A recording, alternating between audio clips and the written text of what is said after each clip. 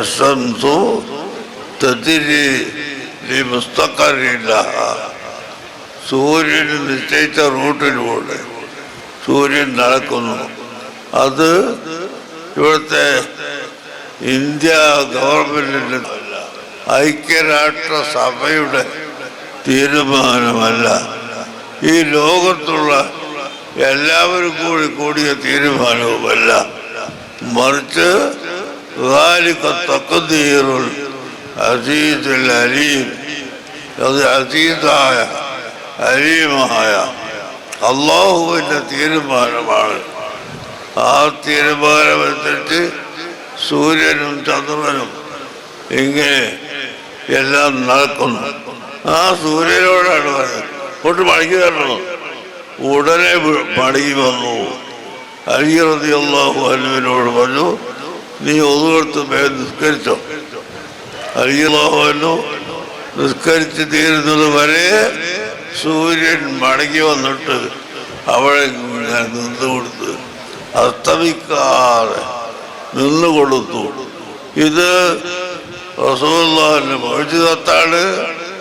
അലി റളിയല്ലാഹു അൻഹുവിന്റെ കറാമത്തും ആണ്.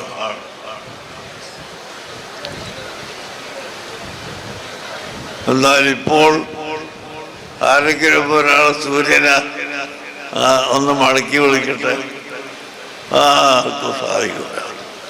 ഏതെങ്കിലും പവർ പറയുന്നത് ഒരാൾ ഞാൻ വലിയാണ്, കുത്തുബാണ്, ഷെയ്ഖാണ് എന്നൊക്കെ പറഞ്ഞ ആൾക്കാരല്ല. അവരൊന്ന് സൂര്യനെ മടക്കി വിളിക്കട്ടെ, നമുക്കൊന്ന് കാണാമല്ലോ. അതൊരിക്കലും വരില്ല. അല്ലാഹുവിൻ്റെ റസൂൽ പറഞ്ഞതനുസരിച്ച് അലി ഇബ്നു അബീ ത്വാലിബ് റളിയല്ലാഹു അൻഹു മടക്കി വിളിച്ചപ്പോൾ സൂര്യൻ ഇങ്ങോട്ട് മടങ്ങി വന്നു. ഇത് അതാണ് മുഅ്ജിസത്ത്, കറാമത്ത് എന്നെല്ലാം പറയുന്നു. റസൂലുള്ളാഹിന്റെ മുഅ്ജിസത്താണ്, അലി ഇബ്നു അബീ ത്വാലിബ് തങ്ങളുടെ കറാമത്തും ആണ്. അതുപോലെ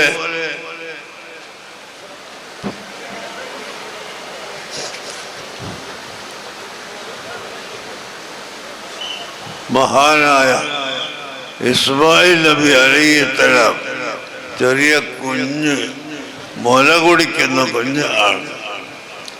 എന്നാൽ മുലപ്പാലമില്ല, വെള്ളം കൊടുക്കാൻ വെള്ളവുമില്ലാതെ മഹദിയായ ഹാജർ ബീവി റളിയല്ലാഹു അൻഹാ